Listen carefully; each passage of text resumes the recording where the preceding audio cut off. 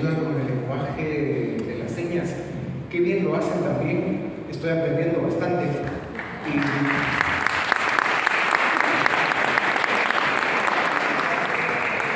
Estoy por preguntarle qué señas le podríamos hacer a estos gobiernos populistas que tienen destruidos tantos países que como con las palabras ya no entienden.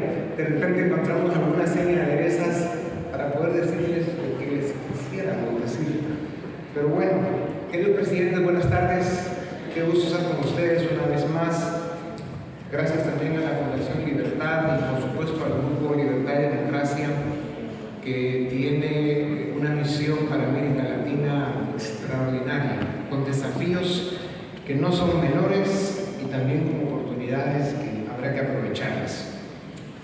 Hace unos días escuché una conversación entre el historiador Yuval Harari y el cofundador de DeepMind y CEO de Inflection, que es inteligencia artificial, Mustafa Suleyman.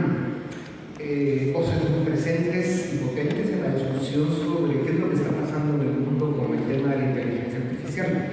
Cuando Suleyman anunciaba lo que viene en la inteligencia artificial en los próximos 5 años, Harari reaccionó diciendo que aquello será el fin de la humanidad, de la historia de la humanidad como la conocemos, y luego cuando lo presionaron un poco dijo, bueno, es el fin de la dominación humana sobre nuestra historia. Estamos viviendo la era exponencial de la tecnología, probablemente el ciclo más extraordinario que ha vivido la humanidad desde los cavernícolas. A los latinoamericanos este momento tan extraordinario, difícil también, con oportunidades, pero también con retos importantes, nos agarra, nos toma desorganizados, atrasados, confundidos, dispersos, distraídos y enfrentados, más o menos como está todo el mundo. El problema para América Latina es que somos la región del planeta que en este momento está enfrentando muy mal sus desafíos y encima somos los que menos estamos avanzando. Nuestros números económicos y sociales son malos y están peor que antes. Pero lo más grave es que no hemos logrado comprender que la política y la economía son dos caras de la misma moneda. Y cuando esa moneda se maneja mal, el impacto social es terrible. Para que una funcione, la otra también debe funcionar. Voy a hacer un rápido balance con unos números que son pesados, pero lo voy a hacer muy rápido. Luego pasaré por una brevísima reflexión y luego haré una propuesta en los próximos 8 minutos. ¿Cuál es una de las caras del balance de América Latina en este momento?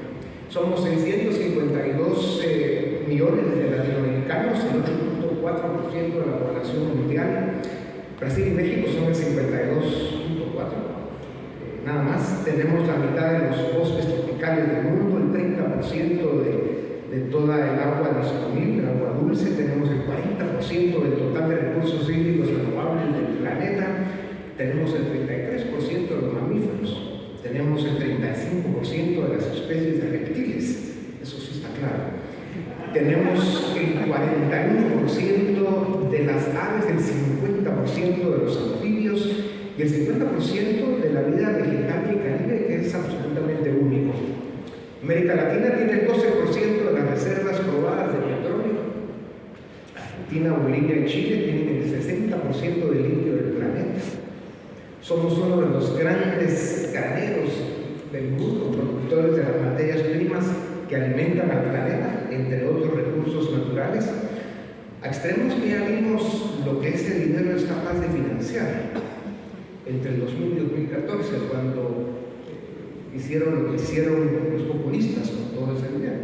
O sea, la capacidad de construcción que tienen esos recursos es formidable. Lamentablemente, quienes lo tuvieron en sus manos en ese momento lo usaron para destruir muchas cosas, vidas, esperanzas, no digamos democracias, economías, etc.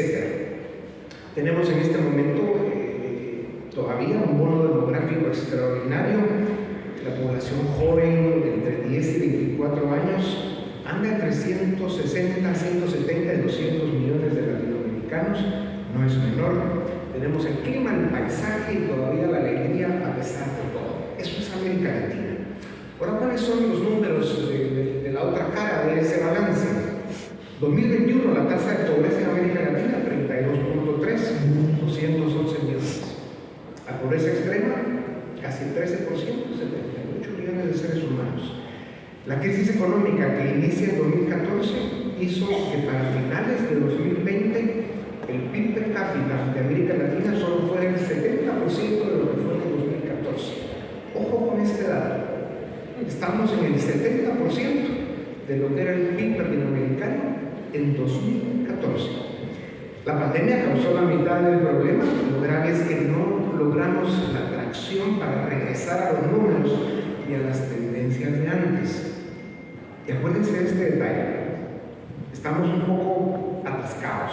En 2010 la deuda pública representaba el 31% del PIB de la región.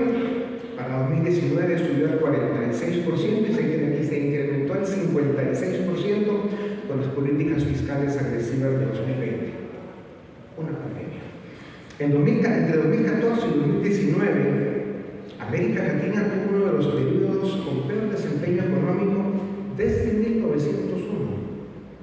Es cierto, hubo los momentos críticos de la Gran Depresión y la Segunda Guerra Mundial, por supuesto, pero en los últimos años, del 14 al 19, ojo con lo que pasó con América Latina.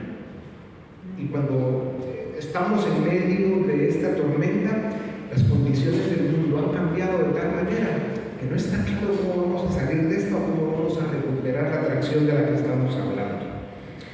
Estamos a finales de 2023, la situación no mejora y las perspectivas tampoco. Del 2000 al 2010, los países emergentes de Asia crecieron el doble que América Latina y de 2011 a 2020 el triple. Hasta África empieza a crecer o a mostrar tendencias más positivas que la rica América Latina. Esto sucede en este ciclo del mundo en el que además de la degradación de lo político, también está cayendo el comercio.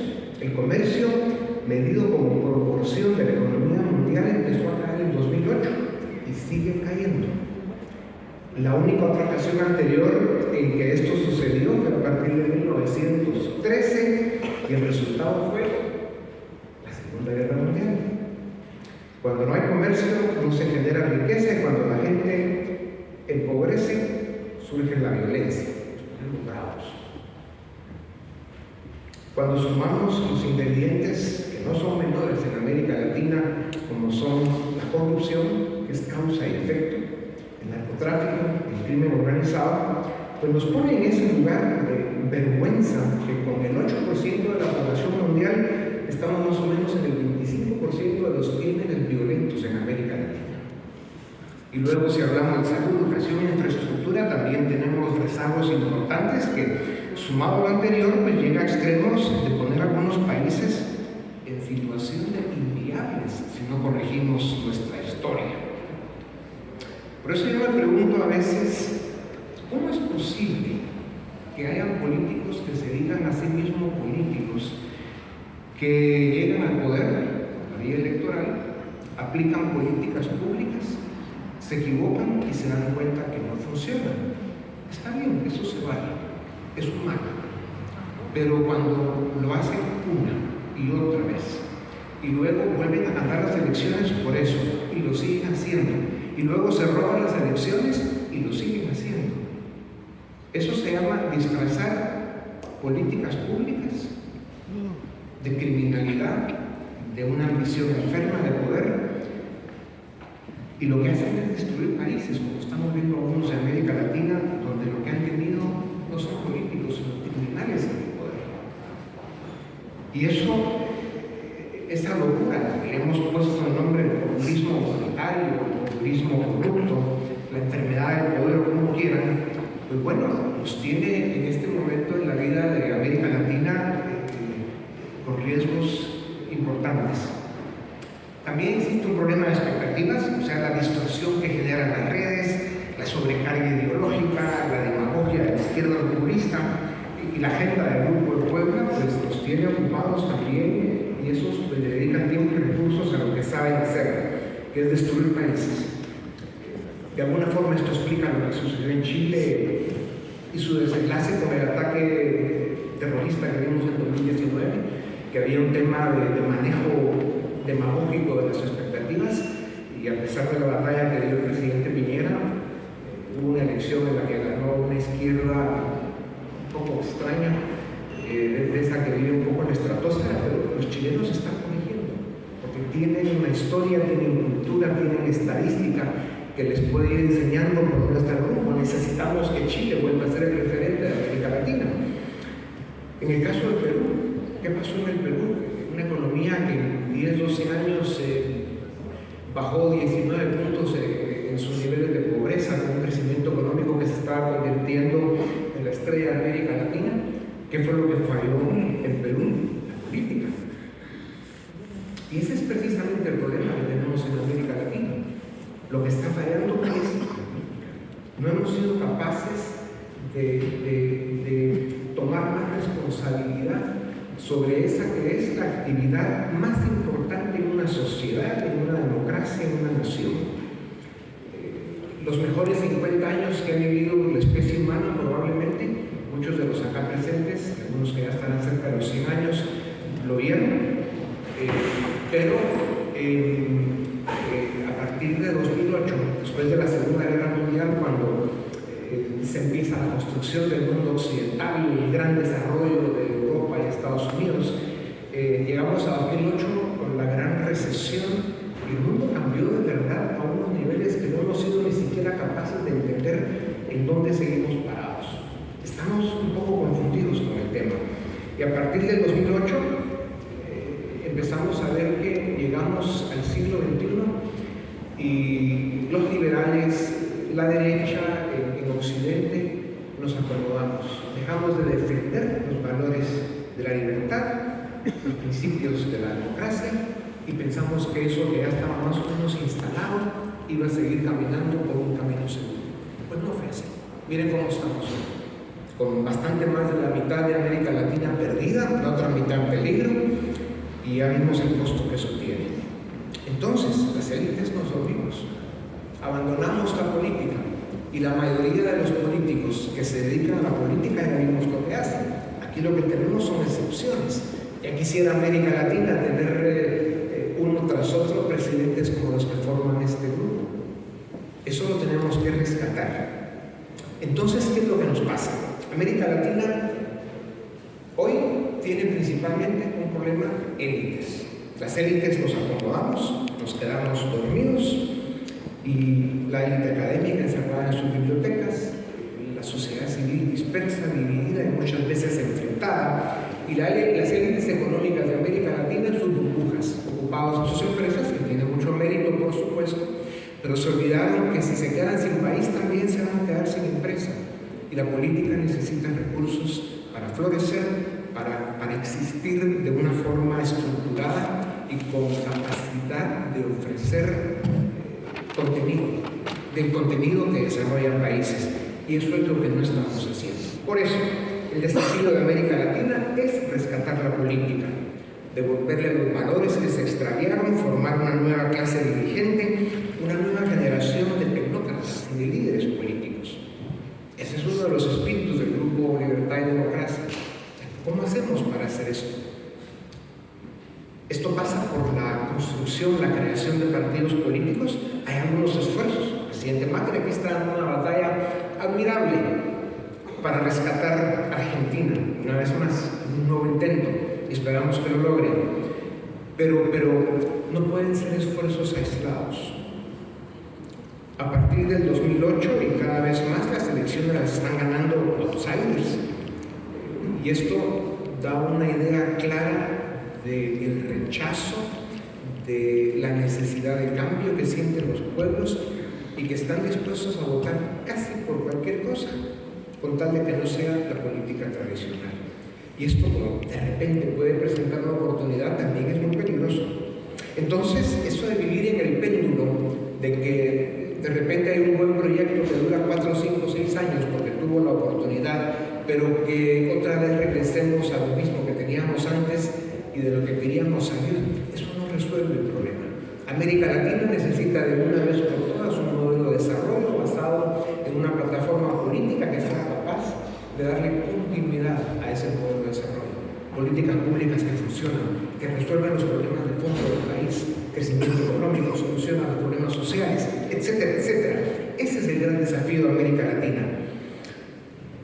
Y como al final del día lo que queremos evitar es de que América Latina siga eligiendo AMLOs, EVOs, Correas, Petros, Lulas, Boric y demás, lo que tenemos que hacer es mejorar la oferta política. Y eso solo lo vamos a poder hacer si invertimos recursos humanos y recursos financieros en la construcción de esa plataforma política que sea capaz de ofrecer una alternativa política real para América Latina, y no a la basura que tenemos en tantos de nuestros países, destruyéndolos. Y encima con el voto popular. ¿Por qué? Porque nos engañan. Eso es terrible, eso debemos cambiar de cualquier forma. Entonces, y voy terminando, ¿qué tenemos que hacer? Un proyecto liberal de refundación de la política para América Latina, cada país con sus proyectos, pero coordinados y comunicados. Y en eso el Grupo Libertad y Democracia puede jugar un papel importantísimo, porque tiene la autoridad moral. Está formado por presidentes que han salido con la frente en alto, que hicieron su mejor esfuerzo, que tienen la experiencia, que en política eso es un gran capital, y es en eso en lo que hay que trabajar. Y el siguiente esfuerzo es ir a patearle los traseros a los muchachos de las élites económicas en toda la América Latina. Venga, señores, hacen falta unos centavitos para formar buenos partidos políticos, formar instituciones académicas, que son más que tanques de pensamiento, instituciones académicas dedicadas a la formación de tecnócratas, de dirigentes políticos, a la formación de una nueva generación de latinoamericanos que sean capaces de gobernarnos mejor. Ese es el camino para América Latina. Querer seguir haciendo o pretender seguir haciendo lo mismo y pensar que vamos a obtener resultados distintos, lo han dicho unos cuantos a través de la historia, es una locura. Y lo que toca en América Latina es asignar los recursos suficientes, económicos y humanos, para formar la generación de rescate para América Latina. Ese es el desafío de esta generación de latinoamericanos, ese es el gran desafío de nuestros tiempos, y esa es la responsabilidad que espero yo que asuma el Grupo Libertad y Democracia, porque si no son ellos, ¿quién? Y si no es ahora, ¿cuándo? Muchas gracias.